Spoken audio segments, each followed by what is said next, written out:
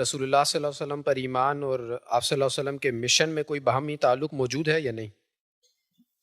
حضرت آپ صلی اللہ علیہ وسلم کا جو مشن ہے وہ مشن ہی اصل میں مجھے پیغمبر کا تعارف کراتا ہے۔ آپ یہ پوچھیں گے کہ جو کچھ ردات میں نے آپ کو قانون اتمام حجت کی سنائی، اگر یہ رسول سے متعلق تھی تو یہ قیامت تک کے لیے قرآن میں ثبت کر کے مجھے کیوں پابند کر دیا کہ روز اس کو نمازوں میں پڑھو اور اس کی تبلیغ کرو اور اس کو سمجھو، اور اللہ کی ہدایت کا نوشتہ اب روز جزا تک سب پورا ہوا ہے۔ کیوں ہے؟ اس لیے کہ پیغمبر کا تعارف پیغمبر کا یہ مشن کراتا ہے۔ پیغمبر بنتا کیسے ہے؟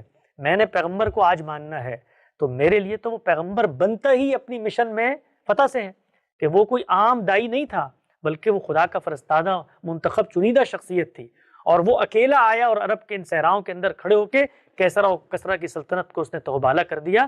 یہ اس کی اسی پیغمبرانہ شخصیت کا وصف ہے جس کو میں جانتا ہوں۔